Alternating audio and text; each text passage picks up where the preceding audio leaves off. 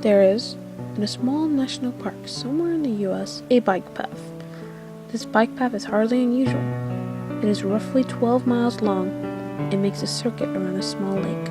Most of the path is wooded, and it is regarded by the locals as a beautiful little place to take a breather and catch some peace and quiet.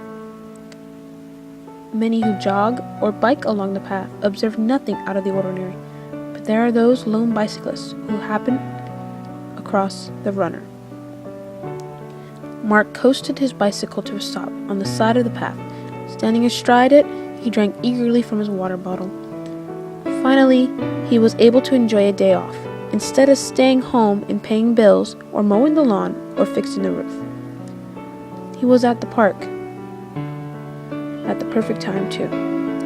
He was practically the only one there, besides a few families in the picnic area and the old man who fished from the pier. Wiping his mouth on his arm, Mark put the bottle back and was about to pedal off when someone ran up behind him. Nice day, huh? The young man said. He was tall and thin and wore a hooded gray sweatshirt and black running pants. His face was concealed by a scarf and sunglasses, since summer had yet to take the place of the mild spring. Mark saw nothing unusual about this. Yeah, it's perfect out. The young man nodded. He swayed when he stood still, as if he was anxious to keep moving. You up for a race? A race? That'd be pretty unfair. Maybe, but so's life, you know. Mark couldn't help but chuckle. Okay, you're on. Where to? The young man thought for a moment. Right past the 10th mile marker by the old storm shelter. Fine by me. That's a pretty long distance from here, though. You sure you can keep up? I'll give you a 10-second head start. Even. Just go whenever you're ready. While Mark did host some suspicion about the strange young man, he brushed them aside. Sure, he was a bit odd, but he seemed nice enough. Mark put his foot on the pedal and rode off. His speed was almost casual, and with good reason. The 10-second head start would let him build up enough speed to leave any jogger in the dust. You know you're gonna have to do much better than that. Mark looked to the left to see the young man there, keeping an equal pace with the bicycle without moving at much more than a light jog. 10 seconds had achieved nothing. How did he do that? Mark immediately shifted gears and began to put some force behind his pedaling. The bicycle shot off down the path. Mark kept his head low, cutting through the air with aerodynamic precision. The wind whipped around him, filling his lungs with cool air. The trees went by in a blur of green and brown. He kept pushing himself further, faster, faster, faster. There was no way the jogger was anywhere close to him. Turning his head to the side, Mark saw, to his dismay, that the young man was still there, matching his speed perfectly. But now he wasn't even running on the path anymore. He ran straight through the woods, dodging obstacles with the grace of a deer.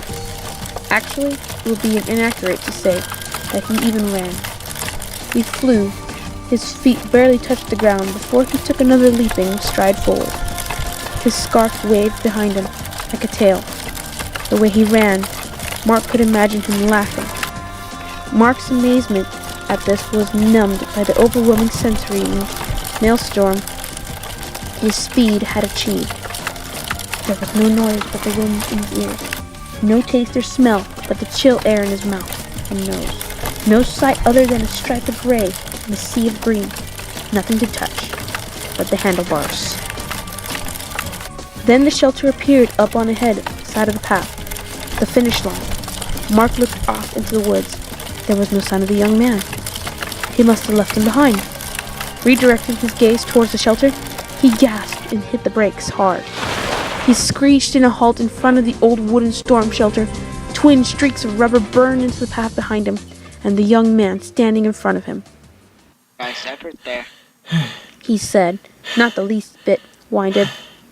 Mark, on the other hand, could not reply due to his shortness of breath. I almost thought you were a lost cause at the beginning, but you pulled through for the finish. Best race I've had in a long while. Mark panted. How did you do that? I really don't know what you're talking about, but anyway, here's your prize. What prize? Your consolation prize, of course. The young man almost sounded insulted. I can't let effort like that go unrewarded. So much better than the others. Mark's vision began to warp. The forest seemed to grow darker, unreal. The young man seemed to loom larger and more mysterious. Shadows and shapes that should not have been there appeared in the forest. Bodies, dozens of them. Bodies impaled on saplings. Bodies with hands smashed in by the rocks. Bodies torn open with some ungodly force. Bodies hanging by their own entrails from the branches of the trees. A row of bloody bicycle helmets were perched on the fence of sharpened sticks. They were there, and they were not shifting between the real, the imagined, and the forgotten. Here's your prize. A word from the wise. The young man said, in a voice textured the way no man was. The one who does not give his all receives nothing but his grave. The runner walked into the shelter and was gone.